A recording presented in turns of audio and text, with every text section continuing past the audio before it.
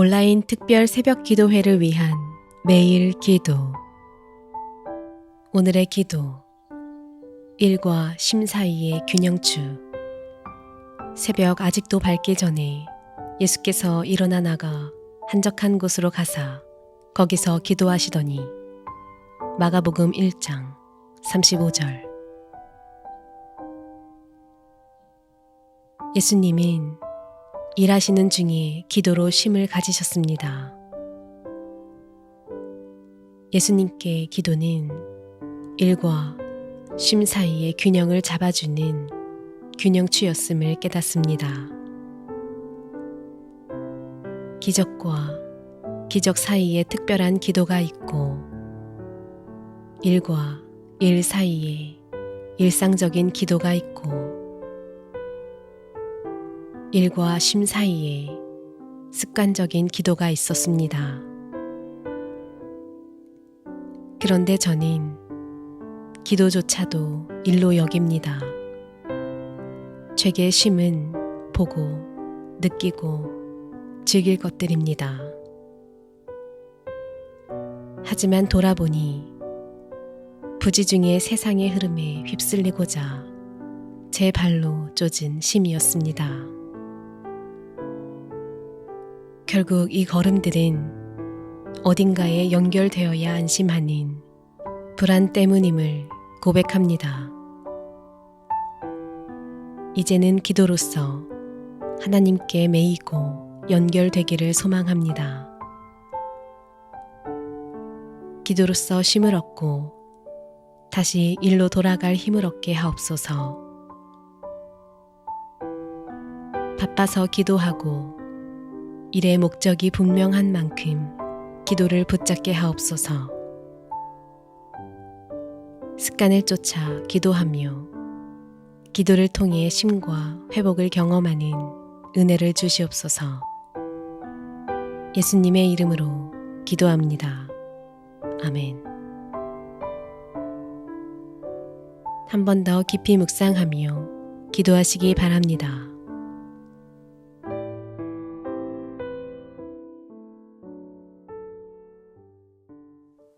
온라인 특별 새벽 기도의 두 번째 날입니다. 오늘 우리에게 주시는 하나님의 말씀은 로마서 8장 3절에서 4절까지 말씀입니다.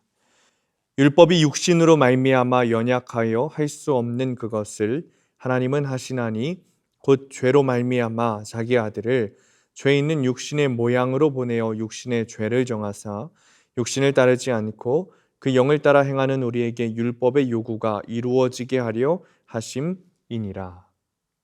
오늘 본문은 율법이 할 수 없는 것, 그리고 하나님께서 하시는 것, 그것에 대해 이야기하고 있습니다.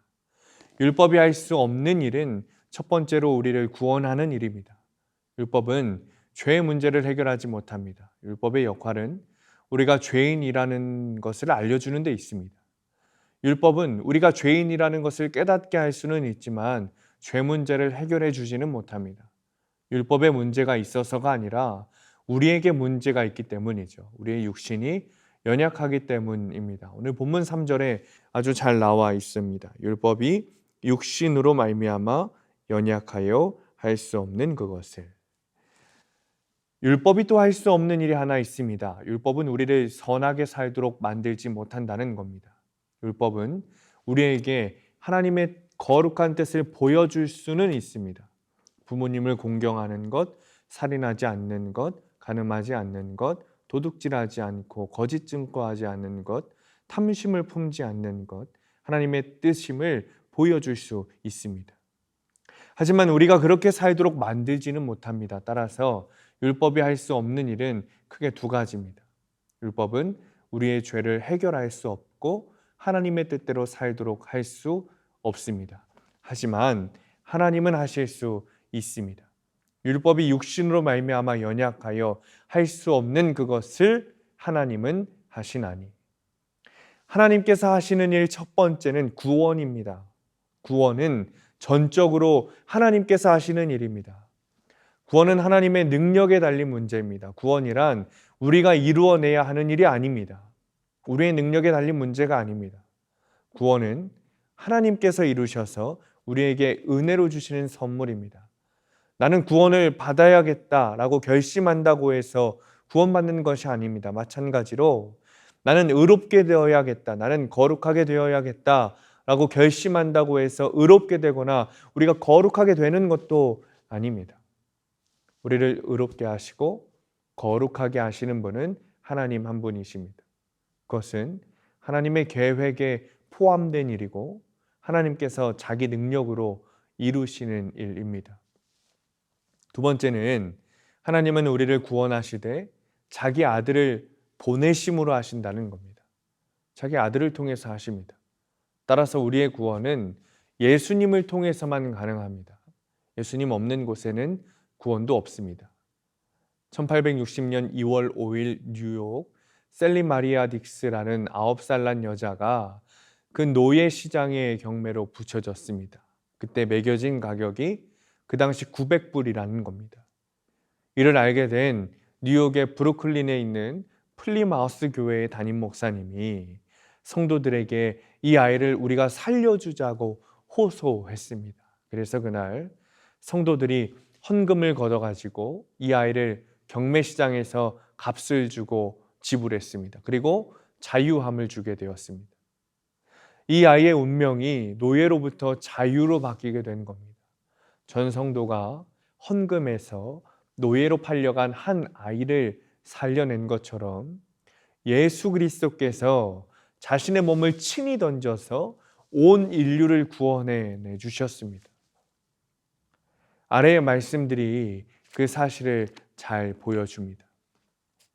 본래 하나님을 본 사람이 없으되 독생하신 하나님이 나타내셨느니라.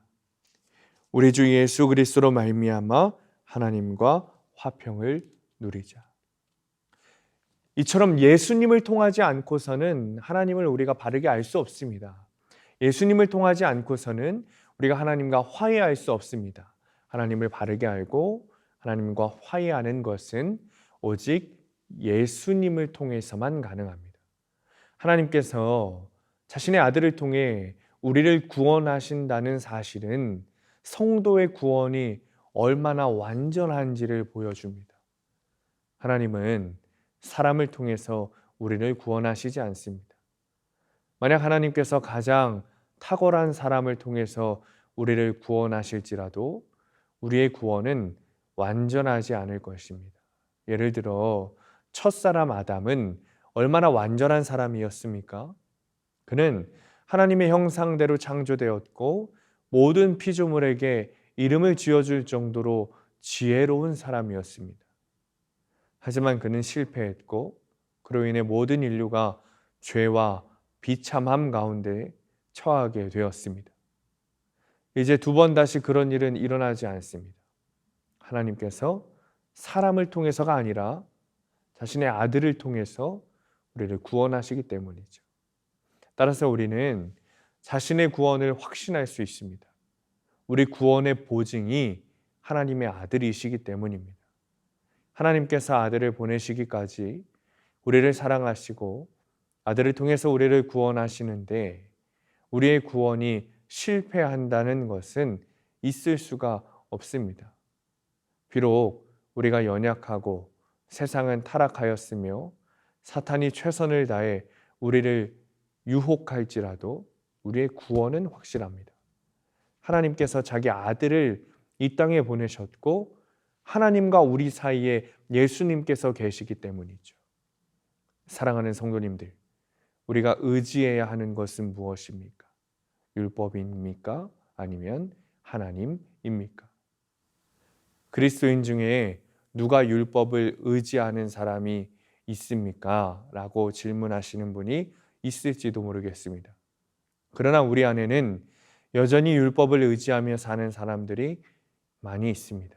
율법의 기준대로 사람을 판단하는 것입니다. 율법을 의지하여 사람을 정죄하고 나와 다른 사람을 나누는 일을 합니다.